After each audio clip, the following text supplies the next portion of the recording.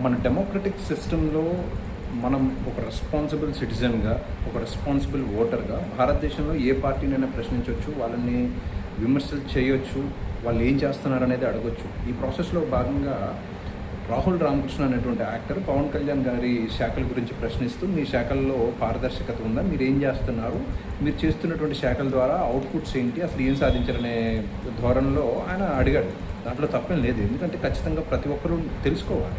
అంటే పవన్ కళ్యాణ్ గారు నిర్వహించేటువంటి అడవి తెల్లబాట గురించి కావచ్చు, పల్లె పండుగ గురించి కావచ్చు, లేకపోతే మ్యాజిక్ డ్రైన్స్ అనేటువంటి దాని గురించి కావచ్చు, లేకపోతే టెంపుల్ టూరిజం ప్రాజెక్ట్స్ గురించి కావచ్చు, పిఠాపురంలో చేస్తున్నటువంటి అభివృద్ధి గురించి కావచ్చు, లేకపోతే ఆంధ్రప్రదేశ్లో నలుమూలల అంటే ఈ రోజు వరకు కూడా గ్రామాల్లో రోడ్లు లేనటువంటి గ్రామాలకి రోడ్లు వేస్తున్న సంగతి మీకు తెలియకపోవచ్చు, తెలుసుకునే ప్రయత్నం కూడా చేసి ఉండకపోవచ్చు, అది తప్పేం కాదు.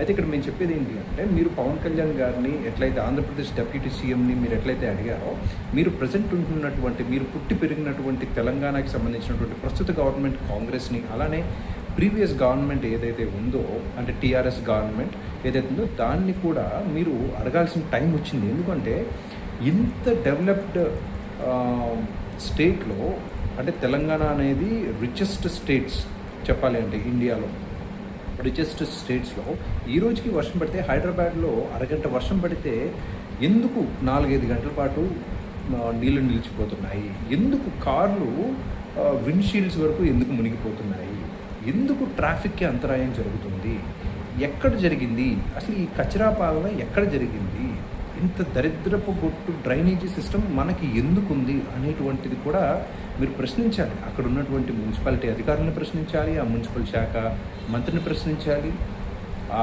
పర్టికులర్ స్టేట్ సీఎంని ప్రశ్నించాలి. ప్రశ్నించినప్పుడే ఖచ్చితంగా రాష్ట్రానికి బాగు జరుగుతుంది. ఎందుకంటే మీరు సెలబ్రిటీ స్టేటస్లో ఉన్న వాళ్ళు ప్రశ్నిస్తే ఎక్కువ మంది చూస్తారు, దానికి ఎక్కువ అటెన్షన్ వస్తుంది. ఒక రెస్పాన్సిబుల్ తెలంగాణ పౌరుడిగా ఇది మీ హక్కుని మీరు ప్రశ్నించండి.